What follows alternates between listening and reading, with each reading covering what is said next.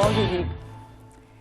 Allora, siamo sempre a parlare di imprenditoria al femminile, punti di forza quali sono? E quindi vediamo in senso positivo, abbiamo visto quali sono le difficoltà, abbiamo visto che c'è questo progetto molto importante per il quale rivolgersi a questo punto al terziario donna di Confcommercio per accedere a questi fondi che ci sono a disposizione, lo ricordiamo, che hanno anche una scadenza, giusto? Sì, sono in maggio. Immagino, quindi prossima scadenza, non c'è neanche tanto di cui essere scialli perché bisogna fare rapidissimi. Punti di forza quali sono? I punti di forza della donna sono quelli di essere un'educatrice per eccellenza. La donna è sempre stata madre, maestra, insegnante, e ha questa vocazione ad entrare nelle soft skill, nei valori umani, nella parte empatica, e questo lo mette anche nel lavoro.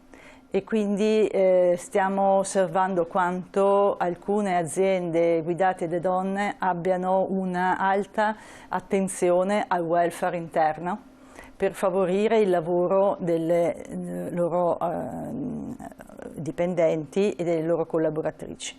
Questo è un aspetto.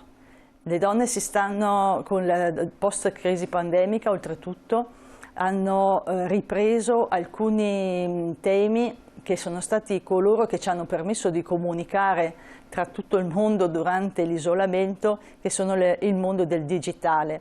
E difatti ci sono dei dati apparsi su Sole 24 Ore qualche giorno fa che dicono che più 9,3% di imprese vanno nella direzione della digitalizzazione, come più un 7% nel mondo finanziario.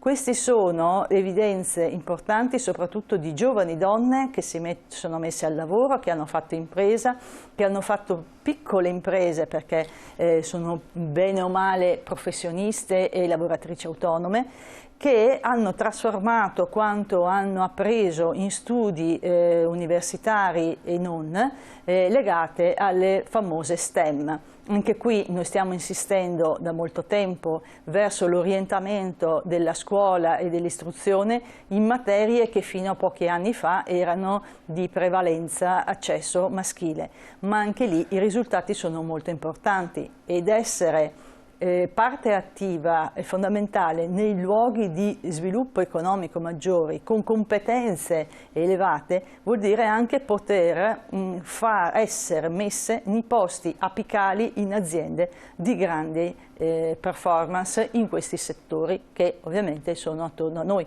Non andiamo ovviamente dicendo questo a criticare altri tipi di attività, però il mondo d'oggi si orienta e si sta muovendo attorno alla comunicazione, alla digitalizzazione, al mondo della scienza e della finanza. Quindi è molto molto importante questa loro presenza e questo percorso di scuola. Il percorso di scuola sapete bene che inizia da quando vanno alla scuola materna, quindi il nostro sforzo, tornando all'inizio cosa fa Terziario Donna? Terziario Donna fa anche questo, cerca di parlare, dialogare costantemente con istituti scolastici, dai più piccoli all'università, per portare all'interno testimonianze di attività di impresa, di quello che le imprese hanno bisogno per poter progredire e per poter affermarsi e per poter affermare la figura femminile nel famoso, andando a rompere quel famoso tetto di cristallo che ci porta a decidere nei posti decisionali. Questo è importante. Infatti c'era un altro messaggio che era arrivato da parte di una signora che ci scrive, vediamo un attimo, eccolo qua. Ma vi rendete conto che noi donne siamo ancora umiliate con le famose quote rosa? Solo un mondo macista come il nostro ha bisogno di queste leggi. Cosa ne pensa? Le quote rosa che a qualunque donna venga chieste non le ama, sono uno strumento e prendiamolo come tale, lo cavalchiamo e cerchiamo di farci sentire attraverso la presenza in luoghi che senza queste quote rosa non ci sarebbero stati riservati. Diciamo che è uno spintonamento che ci ha permesso di farci conoscere. È vero, la signora è molto attenta a questo aspetto nel quale è deprimente pensare che dobbiamo dire anche nella politica siamo in quota rosa piuttosto che in altre, e perché la politica non deve avere persone che abbiano competenze e non ci siano per quote, perché purtroppo è così, non è così ovunque, ci sono delle persone che sono riuscite anche senza avvalersi delle quote rosa, però è un mio compito anche quello di ragionare per una comunità di donne e non per i singoli casi che ovviamente vanno e corrono un po' in solitaria. Assolutamente, sì, diciamo che è quel modo per consentire anche a tutte, anche quelle che altrimenti non sarebbero state spinte a farlo, avrebbero delle reticenze. Lei è presidente sia a Verona e anche a livello nazionale. Qual è la sfida più grossa che ha dovuto affrontare? Beh, nel gruppo, allora io la sfida più grossa è quella di uscire dal terziario donna, cioè la nostra sfida è quella di voler eliminare un gruppo in cui identifica le donne del commercio. Quando questo succederà? Quando saremo nei vari posti che oggi non sono occupati da donne. All'interno di Terziario Donna, cioè all'interno della Confcommercio Nazionale, ad esempio, quando io arrivai 12 anni fa non c'erano donne in rappresentanza del Consiglio nazionale. Oggi sì, ci sono delle presidenti e sono quasi tutte transitate dal nostro gruppo, dove si crea anche l'opportunità di avere un acculturamento sul sistema più che amministrativo, di rappresentanza. Rappresentare gli altri non è facile, certo, è molto impegnativo perché bisogna mettersi in seconda fila e saper ascoltare. E ascoltare e portare le istanze degli altri, altrimenti non si fa rappresentanza. Comunque il Grande Veneto, locomotiva d'Italia, ha dei forti preconcetti sulla valenza delle donne. Ve lo dico in quanto frequento imprenditori uomini e mi rendo conto che devo lavorare di più per far riconoscere il mio valore. Sì.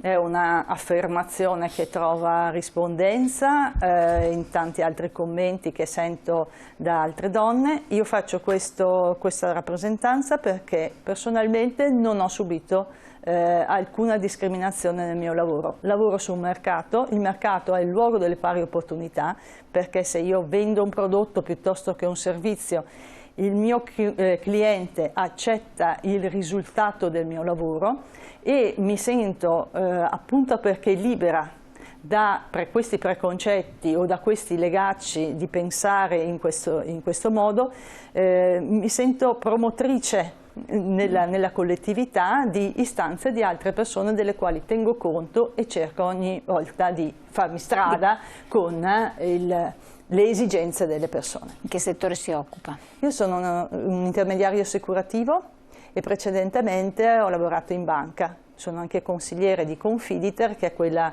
Ecco, quindi si è specializzata proprio sì, diciamo che la finanza, il credito e la copertura e le garanzie assicurative sono il mio lavoro.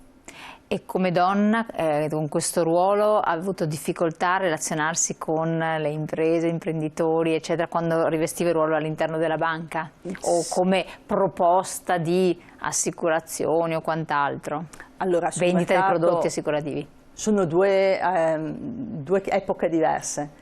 La prima, quella quando ero dipendente di banca, avevo un ruolo abbastanza iniziale perché poi l'ho lasciato, avevo circa 30 anni e io sinceramente non ho mai avvertito una discriminazione nei miei confronti, oltretutto avevo un direttore che allora, anzi una direttrice, parliamo con un linguaggio di genere, che era una donna e a quei tempi era una persona isolata in questo ruolo, nel senso che non ce n'erano altri che ricoprivano questo ruolo, ed è stata una maestra di vita, anche io ho avuto questo mentor per capire Eccolo là che dove è stata allora la cosa. Sì.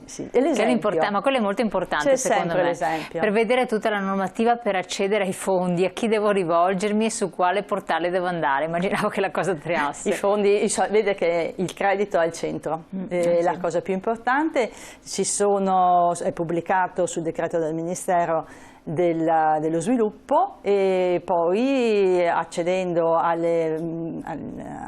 sistema delle camere di commercio e quant'altro, ormai in ogni dove, comunque al Ministero. Se si rivolge il signore o la signora che ha scritto ai sistemi delle Confcommercio, ovviamente le stanno piuttosto che delle altre associazioni di categoria, perché interessa tutto il sistema imprenditoriale. Quindi non è solo il settore commercio e servizi. Sono tutte le imprese d'Italia, quindi è tanta roba.